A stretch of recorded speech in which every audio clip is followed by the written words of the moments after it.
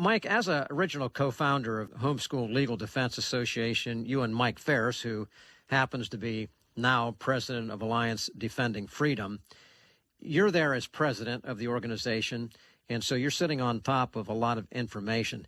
Just curious, I'd like to know if you can share some statistics and comment, if you can, on the impact on what we are generally terming the homeschool movement, both in America and worldwide, as a result of these COVID-19 policies of the last 2 months.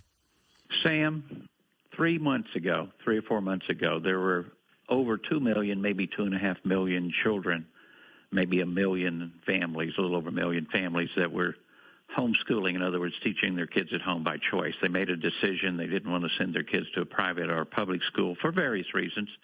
We're talking to a Christian audience, but that Christian audience decided they wanted to train their children up just like you've indicated in Deuteronomy.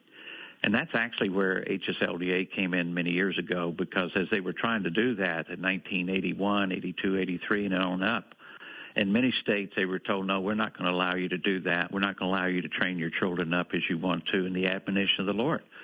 So if they have the duty, Sam, let's think about this. So God gives them the duty, the parents, to train their children up, teach them in the morning, the noon, and night the truth of God and His Word. And they have the duty, but they can't do it. They got to have the right to do it. And that's where HSLDA came in many years ago, 1983, and almost 40 years later, we're still defending that right for parents. And actually all parents, because we truly believe here at HSLDA that this is a God-given thing, whether you're a Christian or what you are, that God gave you the duty to train your children and teach them, and there's nobody more qualified to do that than a parent. So that's the basis for HSLDA. Now, let's get to where we are today, because this is exciting. So 3 months ago, 3 or 4 months ago, most parents had their children in public schools. As a matter of fact, 47.8 million children 3 months ago were enrolled in public school in America. Charter schools. Sam, 3 million children were enrolled in charter schools 3 months ago.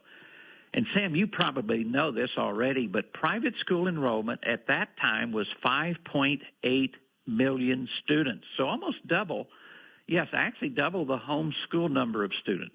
So a total of 56.6 million children were receiving their instruction outside their home 3 months ago. Those 56.6 million are now at home, and we're presuming that they're actually getting schooling at home. That is a major change. Now get this one, though, Sam.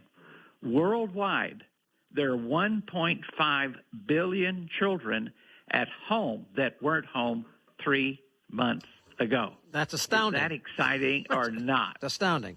I mean, that only a God, you're calling it a plague, and I tend to agree with you. But only God could do this, right?